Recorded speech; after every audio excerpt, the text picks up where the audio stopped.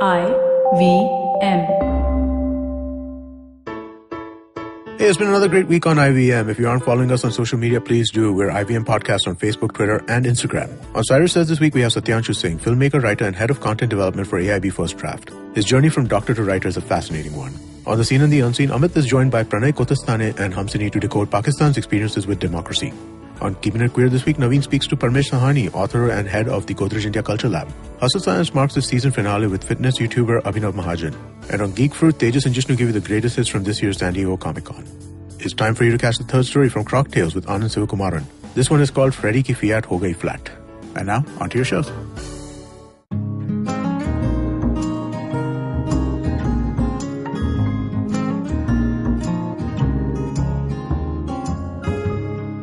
Hello everyone, and welcome to another episode of Marbles Lost and Found, a show where we talk about things related to mental health just to get the conversation going, because it's okay to do so. And just keep in mind that we are not a perfect substitute for professional mental health care. We're just here to, get people to talk about things that they may not otherwise talk about.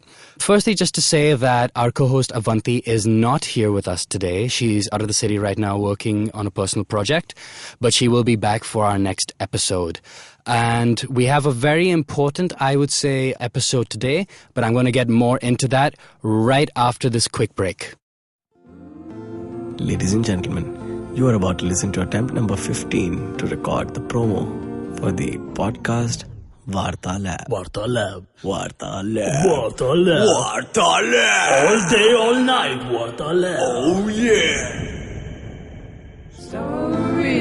It's a really nice podcast, guys. It's with me and Naveen, and it has really nice stories. Yeah, people come tell their stories, ups and downs, fun times. We all cry at the end. It's like a Karan Johar movie, but in 1 hour or less. Hey. Yeah, every Monday. Yeah.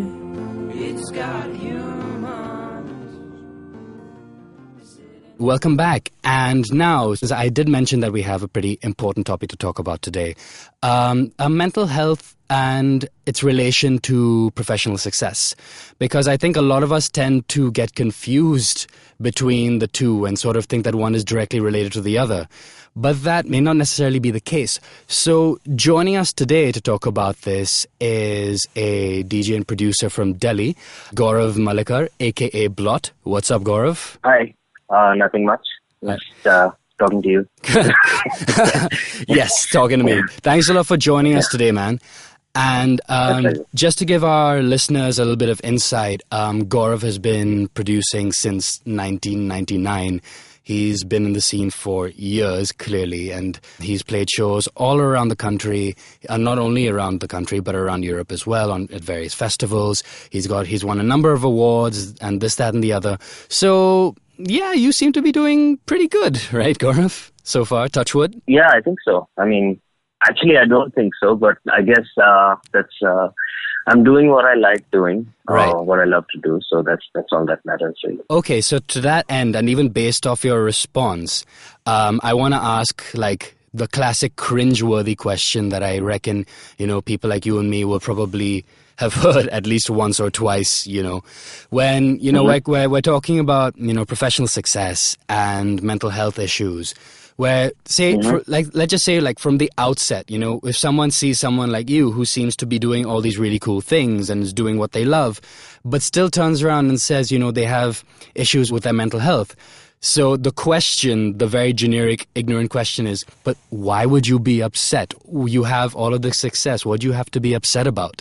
What is your response to that question? I mean, right off the bat, I'm not really upset about anything. Right. But I do understand where, any prudent, rational individual would equate success and, achievement of personal goals with happiness.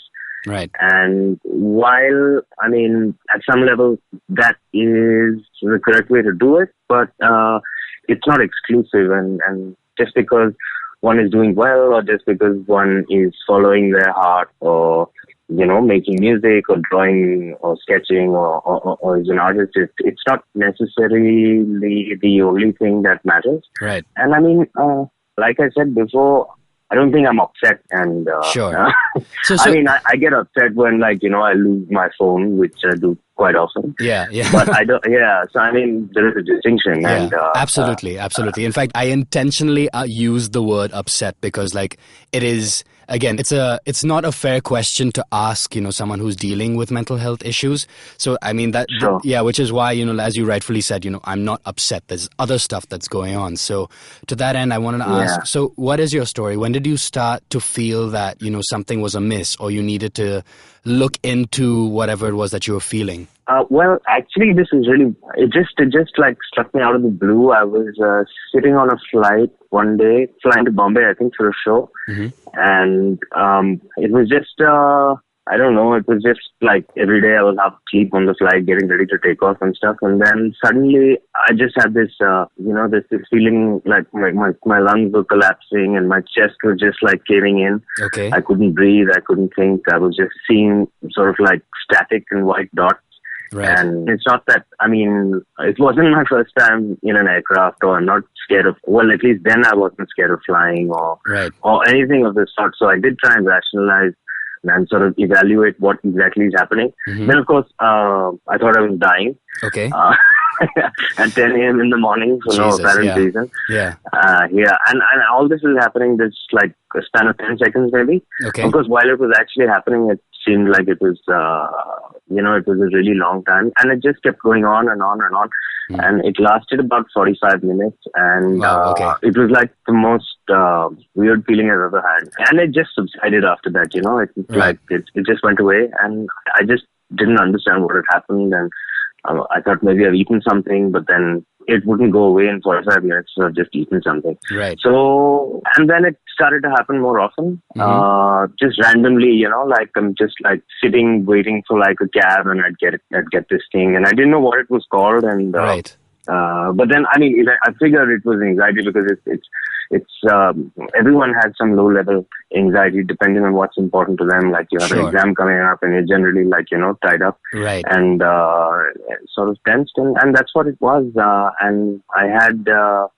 But did this sort of anxiety or this anxiety attack just kind of come up unprovoked? Like you mentioned exams and stuff like that sort of stress, but like you were sitting on a flight or you're waiting for a cab and suddenly, boom, it happens. Yeah, so there were no triggers, so to speak, at the first, at least initially there weren't any triggers.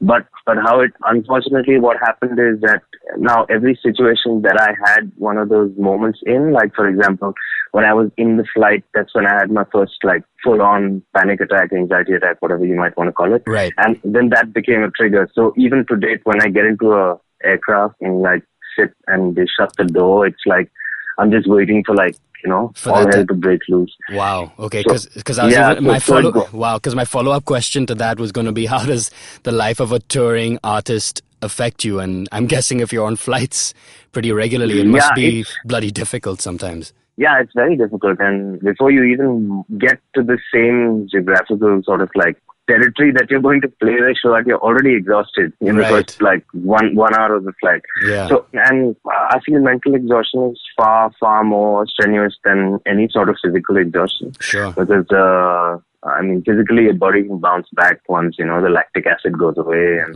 things like that. But I feel like, with a mental sort of like, with something to do with the mind, it's such a out of body experience. I mean, quite literally that it can be quite difficult. Yeah. But I'm happy that that's the way it happened with me, because I did go to a doctor and it was far more easier to understand that things like depression and anxiety can happen unprovoked. It can be a illness like diabetes or like whatever, you're lacking some hormones or some sort of like chemical imbalance in your body, and that's why it flares up. Sure. And so that was I was able to understand it because it was happening to me, and I didn't do anything before the flight that would typically cause me to like go into this state, and I didn't know, I wasn't familiar with the state of panic and anxiousness before. Right. So yeah. So I want to ask you a couple of questions just before we cut to a quick break. The thing is that now, based on, what you started to discover about your anxiety attacks and stuff like that, were other people, when you chose to start talking about this, were other people sort of surprised that you were dealing with this? And before you chose to talk about it, or maybe around the time you were talking about it, based off people's reactions, did you kind of blame yourself for how you were feeling before you were a little bit more aware about what was happening with you? No, I didn't blame myself, but I mean, each person or each individual, reacts differently to these situations. And I didn't blame myself. I was like, I definitely do remember thinking many, many times that bloody hell, this is so inconvenient. Yeah, sure. And because I was able to, I've always been interested in whatever, a healthy mind, a healthy body. I've been always interested and made efforts to make sure that I don't do things that will harm me. But yeah, I do remember thinking that, shit, man, why me or why now? Or it's just so inconvenient, and it's not something that you can just snap your fingers and say, okay, I'm out of it. Yeah, you can't. So it does affect you very deeply, and to some people it's completely devastating, and as it should be, because it's a really, I'd say, I'd even, maybe the word sounds extreme, but it is extremely traumatic and exhausting, and it's just like, someone just slapped you and took all the juice out of you in 10 minutes. I can imagine. But were other people sort of surprised when you told them that you were dealing with this sort of thing? That they were going like, but why would you be dealing with XYZ? Was it anything like that, or? Yeah. There were. People who don't know were surprised. People who don't know about these conditions. But but that's it's the same with with anything really. If someone doesn't, you can't expect every single person you meet to know you inside out. Sure. So it's a very tertiary sort of skim over your personality, and they're like, oh, okay, you know what? There's nothing for you to be sad about. And the other thing is, I'm not exactly like, hi, I'm Gaurav, and I'm anxious. Of course. And I could get depressed. That's fair. Like, nobody comes up to you and says, hey, I'm Zain, I have diabetes or anything like that. Yeah. So it's fine. I look at it, well, when I can afford to, I look at it with, it's quite amusing, because it also brings with it other interesting, as a musician, for me, it also brings the bad things, but it also brings the nice things, and then you learn to realize and cherish the good time that the same sort of mind is giving you. And ever since this started happening to me, I've also been more focused on the details in life or whatever. And even BLOT stands for the basic level things. Okay, nice. And so it's an acronym basically, and it really resonates with the way I make my music or view the industry, and it's got its good and it's got its bad. If you remove this anxiousness and maybe the propensity to be depressed and things like that, maybe I wouldn't see the good things the way I see it right now. So I can't say that it's completely is the worst thing ever. Right. But you found your ways to deal with it, which is amazing. And in fact, I want to get more into that. So Gaurav, talking about these ways that you've been dealing with things, so to get a little bit more detail, what are the ways that you kind of handle stuff now, and how do you sort of find your peace of mind? Before I'm really not equipped to actually explain how one can get better, but more about you. It's more about you. Yeah, for sure, I know.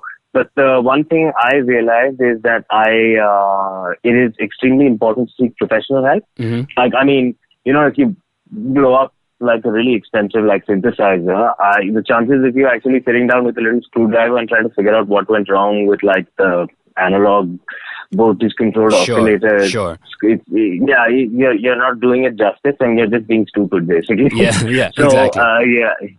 So I think that's the first thing that I took. I just went straight to a doctor. I just went straight to a medical professional who could sort of at least tell me what was wrong with me, or if there was anything wrong with me. Right. And once that happened, there's medication, of course. Yeah. And that in conjunction with, there's some lifestyle modifications or absolutely. Things can really help. It's for me, exercise and fitness is a big deal in my life. Yeah. So fortunately for me, I didn't have to make such a drastic change. Likewise, big deal in mine too. Big deal in mine too. Yeah. So and it really helps, man. Like, I mean, if you run at like top speed just for like 10 minutes, it feels really good. And if you can sustain that for a long time, that's something that's really worked for me. And I do make it a point to do something or the other every day. Yeah, it doesn't have to be, it doesn't have to be the gym, for example. You can just like, I don't know. Yeah. So for example, for me, in my case, like I swim almost every other day, plus I do like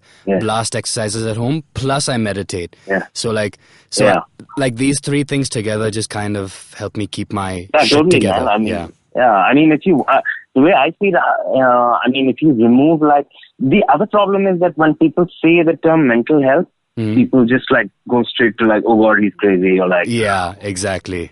And I think it's a consequence of growing older with just in general, that I don't really care if people think like, whatever people think, but I feel it's more important to, tell people who may or may not be going through the same thing that, you know, it exists and it's okay to admit it, you know. It's like, you wouldn't lie about being a millionaire if you have no money, right? Or maybe you would, I don't know. Maybe you would, you know, you never know.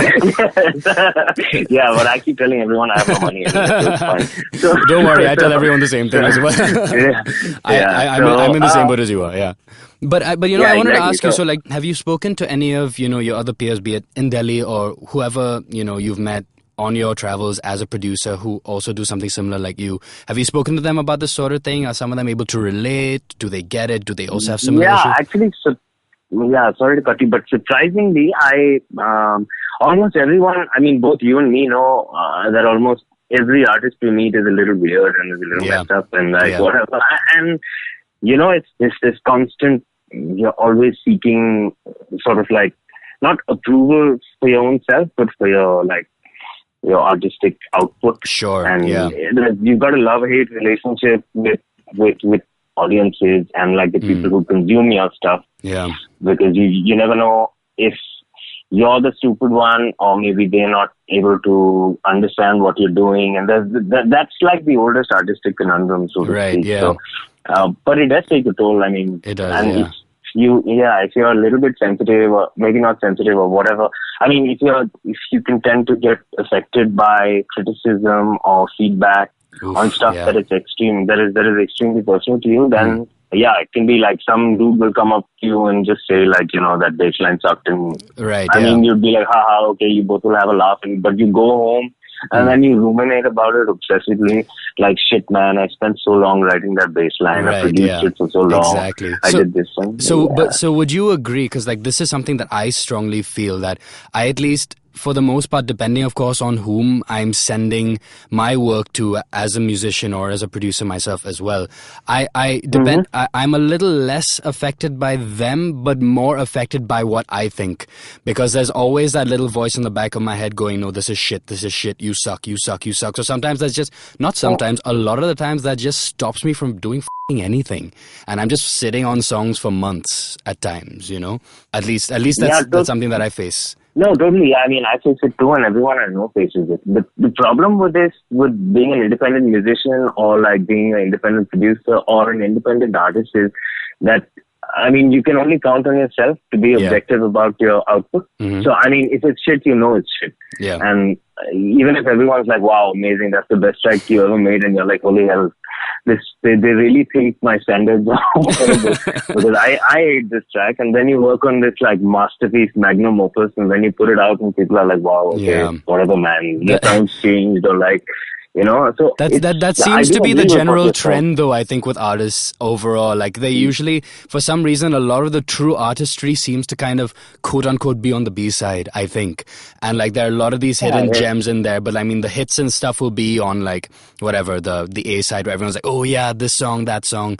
I don't know. I think that's been that's been like the scene since music marketing began, I suppose. Yeah, that's just the way it is. But I mean, as a creator, one also has to understand that your sensibilities and the people who are consuming your stuff, you guys may or may not have the same sensibilities, and the journeys might be different, you know. Of course, yeah. In your mind, you're writing something full of emotion, and like And if it doesn't have lyrics, someone's going to listen to it and be like, hey, wow, okay, this is a funky beat. And you're like, funky beat? I like put my blood, sweat and tears, man. Like, you know, like my girlfriend dumped my ass or whatever. And you're like, but you can't control all of that. So I've come to, it's all a journey. And the only real thing that I've learned from this is that one needs to keep moving forward. And your own well-being is paramount. Yeah, absolutely. Whether that means, you know, mixing on an analog desk, or whether that means going out for a 500-kilometer run, or whether that means just watching TV, or like whatever works. Really. I mean, you know, whatever works. I mean, you don't have to live with. I mean, you won't live with that 1 hour of your performance every day. Every day, you're living in your head 24 hours a day. So it's always better to like make it a nicer place and like, you know, put some sofas and shit. You know, you can like take the impact nicely. So I guess just like to sort of sum up everything, I think we're pretty clear that, you know what, professional success or whatever is more often than not directly related to, you know, one's mental health. In some ways it is, but it's not a consequence. One's not a consequence of the other in any shape or form, I'd say. Yeah. I don't think it's exclusive. I mean, I'll be honest with you. I mean, if everything that I was doing just like, you know, bust a nut and went just like flopped or whatever, I'd be upset. I'd be depressed. Of course, yeah. Like it's so dear to me. I've invested my whole life into it. Yeah. But I mean, that's inevitable. I mean, if something like that happens, even if it's like the most like jovial chartered accountant in the world, I'm pretty sure he'd be in the boondocks as well. I mean, the things that, of course, like that's completely relatable. It's more of a question, as you rightfully said, they're not exclusive. And I mean, we can think up several examples of people who over the past couple of years, even as recent as the last month or so, unfortunately have passed away.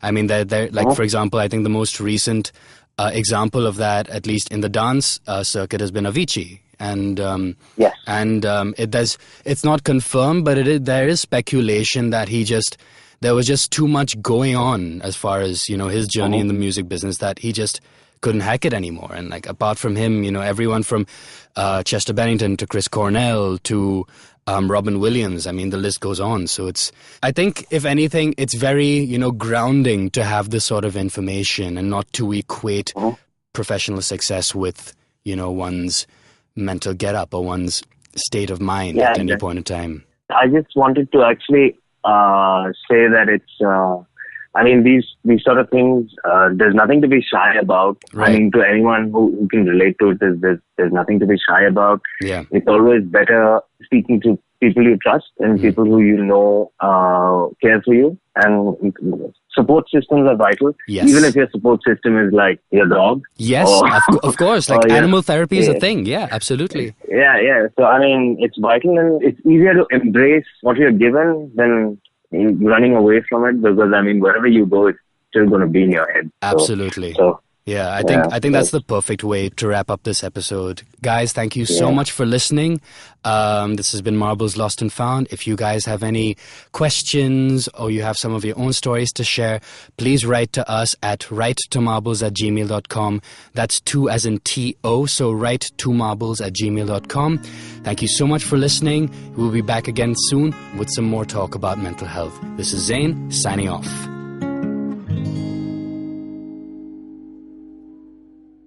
Shunyavan, Shunyavan, Shunyavan, Shunyavan. $1 billion acquisition. Another copycat startup got formed. No, the tech world in India is surely moving double the speed of this voiceover. Tune in to Shunya One every Tuesday to catch us talking to the smartest people we know on the IVM Podcast website, app, or wherever you get your podcasts from. अगर आपकी जिंदगी में कोई ऐसी आपको दुविधा हो जिसका सवाल कोई दे नहीं पा रहा, तो हमने बनाया है आपके लिए एक खास शो जिसका नाम है सुन लो जी सुरलॉजी, जिस पर मैं पवन कुमार आपका सूत्रधार आपका स्वागत करता हूँ ताकि आप पूछ सके सवाल सोनू से. Yes, I am Sonu. Hello, pleased to make your meeting. I am a super reality celebrity or दुनिया के कोई भी प्रॉब्लम नहीं है जो सेलिब्रिटी सॉल्व नहीं कर सकते, तो मैं आपके सारे प्रॉब्लम्स का हलाइजेशन एंड सॉल्वाइजेशन कर दूंगा। तो जी हाँ, सोचिए मत, जरूर सुनिए सुन लो जी सोलॉजी हर बुधवार, that is Wednesday. Please like आइज, शेयर आइज, कमेंटलाइज। अगर आपके पास कोई भी प्रॉब्लम्स है सोनू को बताइए, सोनू सारे प्रॉब्लम सॉल्व कर सकता है। इसी तरह तो मैं सुपर सेलिब्रिटी बना हूँ।